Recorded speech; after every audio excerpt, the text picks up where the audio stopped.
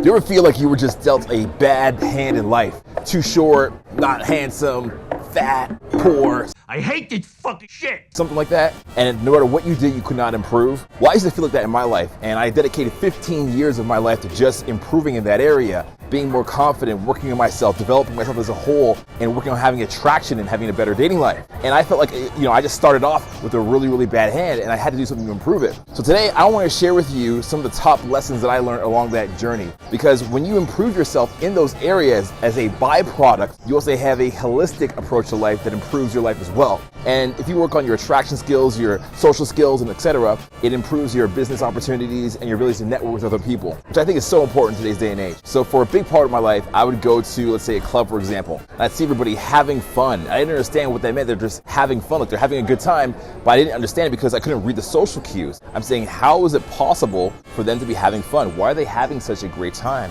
What is it that allows them to do that? And I'm like an outsider looking in through this glass ceiling, and I'm thinking, I can't reach up to that level. I don't know how I'm going to get there. On top of that, I don't know how they even are so positive. Like, look at them. Everybody's enjoying themselves. It's like they're not concerned about how they appear, or like they're not concerned about themselves, not being enough. And here I am stuck in my head. I'm worried about life, and I'm thinking I'm not good enough to be here. And I don't deserve to be here. And look at them. They're all carefree, and they're socializing. They're, kissing, or they're dancing, and they're having fun. And I don't know even how to physically maneuver myself to do any of that stuff. And I felt like an outsider, and like I didn't deserve it, right? That success was not something that was meant for me in life. So the first thing that I would tell you is, if you're somebody who has not had much social experience and you feel the way that I described, if you can relate to that, that's why I shared it with you. If you're one of those people, what I'd say to you is this. I'd say, hey, the first part just takes a lot of courage. Just like jumping into a big vat of cold water or an ice bath, if you ever did Wim Hof,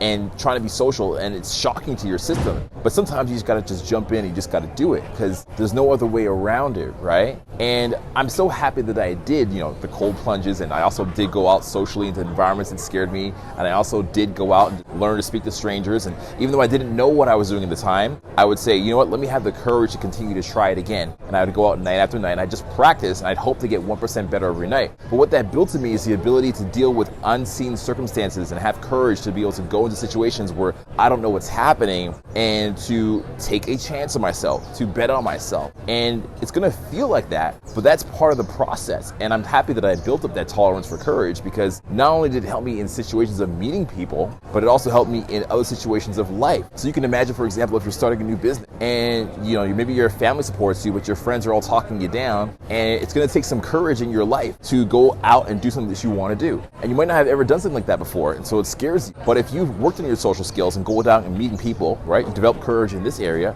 and then you go out and you do this with your business, so you know what it feels like internally to have that courage to put yourself on the line and follow your North Star. One of the things that I'm so happy about was the opportunity to work on my insecurities. And just like everybody, I had tons of them, right? Now, the insecurities that I have might not be the same as yours, but I was like, starting off in a city where I didn't speak the French language that well. I was an Anglophone, so I didn't speak the language very well. I was a minority in terms of like being black. It's like was 5% of the population or less there.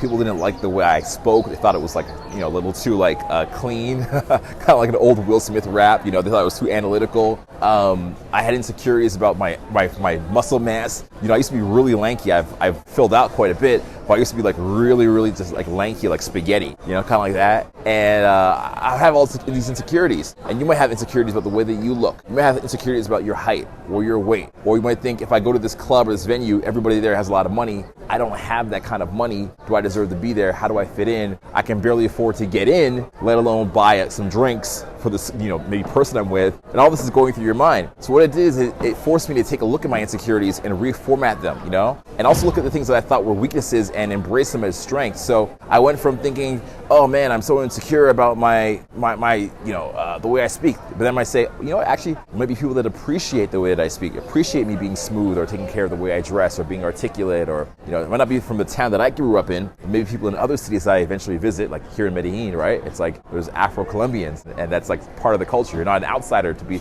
Afro-Colombian. It's just part of everything else. So these things that I thought were insecurities were put underneath a microscope, and I had to look at them very carefully. For yourself, it's going to force you to look at your insecurities and come to terms with them and really just like break them down and see if there's any truth in these insecurities that you have, if they're made up of just like false stories and narratives you've had in your life, or if these insecurities are not serving you anymore and it's time to break these beliefs and form some new ones that are better. In life, you will find that when you're going out and you're meeting people, you're going to get all kinds of feedback. Let's call it rejections, because it's going to feel like a rejection in the moment, and you're not going to know why they rejected you. You're just going to feel horrible inside and not know why it happened. And I would go through that very often, and I'd be like, is it me? Is it me as a human being? Like, do I just not deserve it? Is it something that I said to the person that turned them off? Did I just do it the wrong way? Did I do it the wrong time? And so what you'll eventually come to the conclusion of is that it could be any of those, but you learn how to look at the feedback that you get from people. You approach someone and it doesn't go well, and then you take that and you put it into your Excel spreadsheet in your brain, and then you're looking at it and you go, okay, it fits into this column. All right.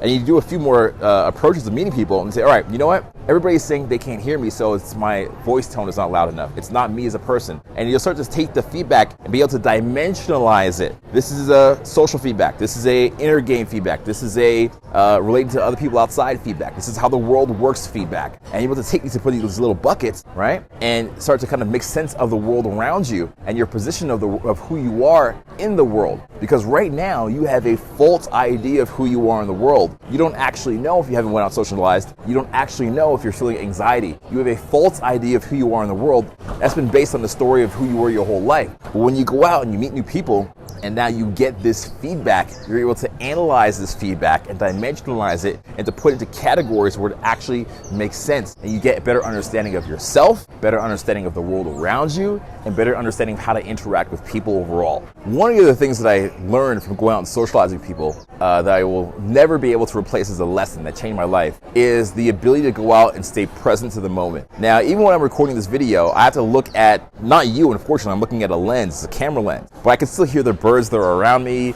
I can feel the people moving around. I got a camera guy at a second angle over there, Alejandro, but I'm still present to the moment and delivering my information that I have to deliver. And that is a skill that I adapted, or I grew, that I never had in my life before. I went out and I would meet people and I'd have to not get stuck in my head, but I have to know how to have a conversation, the dynamics of a conversation, and also figure out how to stay in my moment right here so I don't get stuck in my head and I can still enjoy myself and have fun and not just think of the strategy overall when it comes to socializing, right? So it's a combination of both. It's this inner presence and to the moment that you have, and also the awareness around you. And I developed those skills and I grew them over time. And I'm so happy that I did, because it pays me off tremendously. And I can come out to a place like this to shoot a video and speak to you personally and make an impact in your life, and also enjoy this beautiful environment, and also take it in and what it's meant to be, and how it's decorated, and the beautiful colors, and the church, and the music, and the food, and the smell in the air, and enjoy all of that stuff while still being able to express myself socially and verbally at the same time.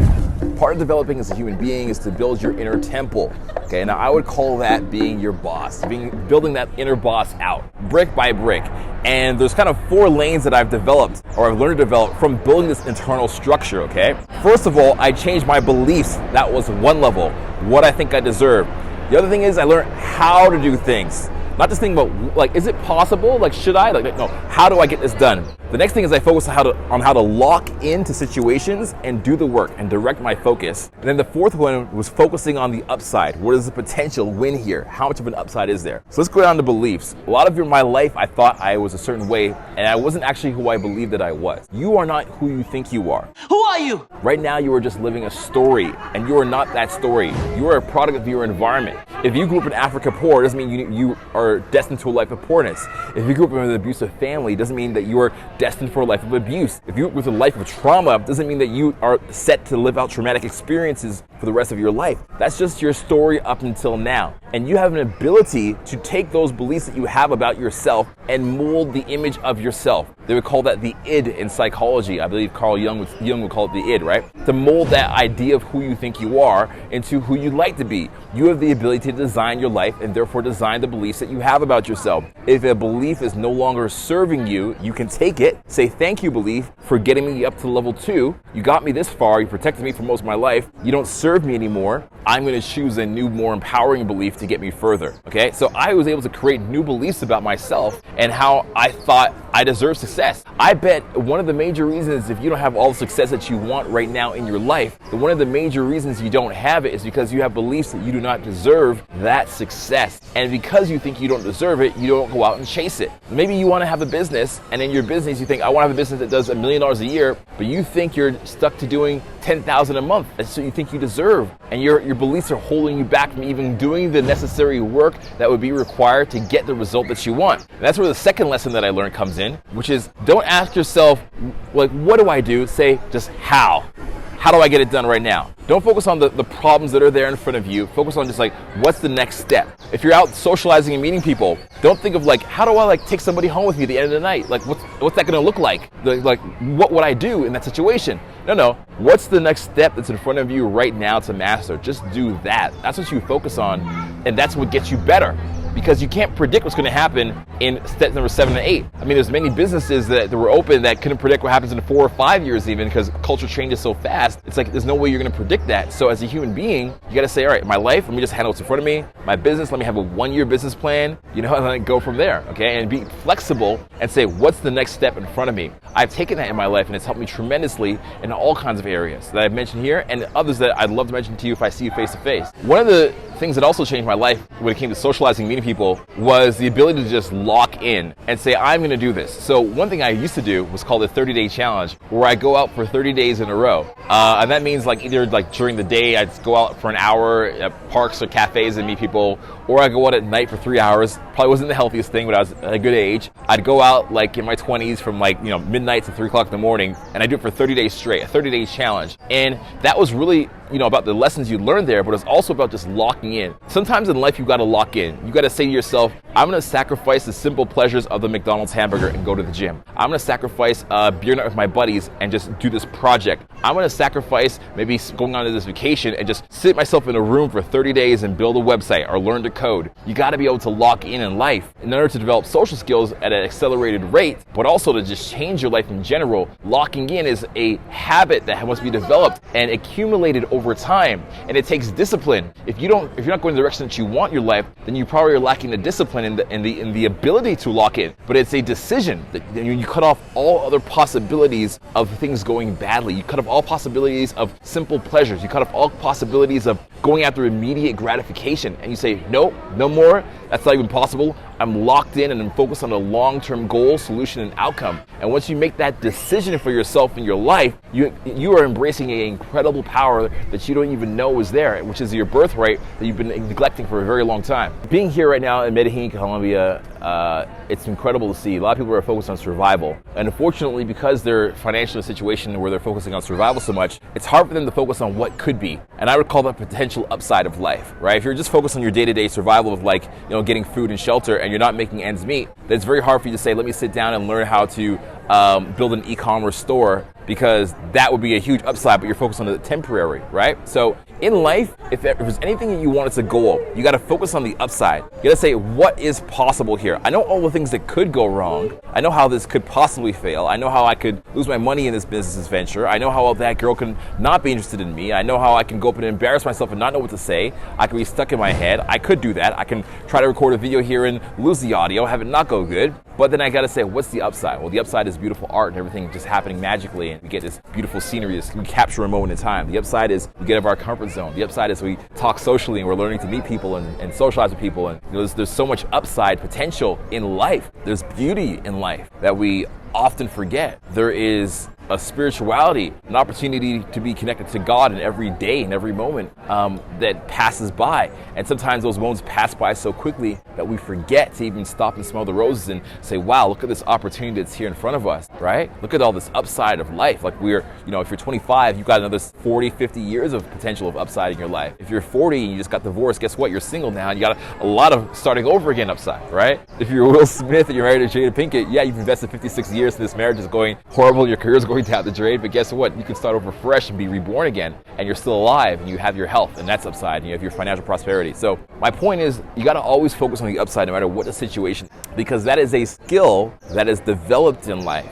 If you ever want to start a product or a business, you have to learn to do that, because there will be moments that are tough, that you are trapped and you feel like you can't find a way out and you don't know what the answer is, and the answer is not there in front of you yet. And the only thing you can do to surpass that moment and get through it and excel on the other side will be to focus on the upside of what is possible here. What is the potential here? Where could I go with this? What is my dream that's possible? What can I enjoy in this moment that I'm missing, and focusing on that? And when you do that, often you develop that ability to do that, moments of trauma or distress don't scare you as much, because you know you have a tool and a mechanism to get through them. And one of the other abilities that you're going to need in life throughout your whole life that you will always find useful is the ability to express yourself and not focus on impressing other people. When you are focusing on expressing yourself, you feel carefree in the moment and your personality shines. When you're focused on impressing people, you're worried about the impression that you're making, and you tend to take on behaviors like sheltering or stifling yourself, speaking lower, bad body language, and these things limit your success as a result of you doing those behaviors, okay?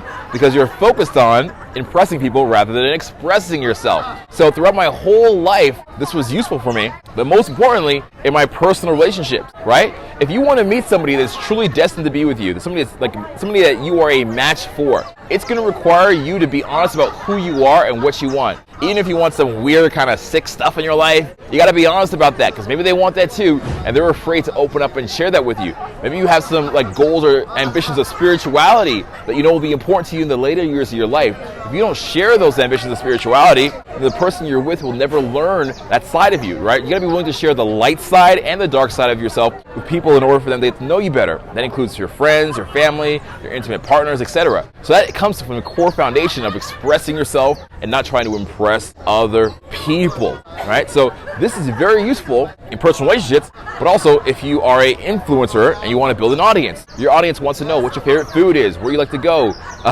what kind of animals you like, but they also want to know what your traumas and your tribulations that you've been through, because they want to relate to that stuff. They want to know what your goals and big dreams and visions are. They want to relate to that as well, okay? So this skill of doing it interpersonally, one-on-one with somebody, is also something you can use in a building an audience for a larger purpose in the future as well. These abilities, if you don't have them or if you want to work on them, I highly recommend that you do that right now, because there's no better time than now to do it. You put it off so long, you procrastinated, you said you're eventually going to do it and you didn't do it. Well, guess what? Tomorrow's not promised to us. But as I said, we have to seize the opportunity that's in front of us for today. So if you want to work with me face to face, it's something that's on your mind, you think it's interesting, I have a boot camp scheduled where I go out with you live face to face into social situations and I teach you, okay? We'll put a list of my dates here on the screen. This is my final boot camp tour. I'm not doing another one afterwards. I also have some immersion programs I might be doing, but in terms of boot camps, we're just wrapping up the last ones because we committed to doing them, and I want to fulfill that promise to people that have already signed up, all right? Here's a list of the dates, very limited spots. Click the link down below to sign up for them. Also, if you cannot make it to one of those cities, I highly recommend you fly out, but if you cannot fly out to it, then you want to work with me digitally. We also have a mentoring program as well. We'll put a link to the mentoring in the description as well. So that's great. Technology allows me to have that personal connection and help you anywhere in the world that you might be, throughout any time zone, any place you want, okay? So with that said and done, you want to learn more about socializing, getting out and meeting people, I got a video about it just right here. Don't want to miss this. It's going to take you further down the rabbit hole and expand on what I've already said. And if you want to learn more about building a business, I got a playlist up here about building a business, taking these socializing skills out into the real world and using them for profit. Click that up here. And as always, keep in touch and don't be a stranger. Cheers.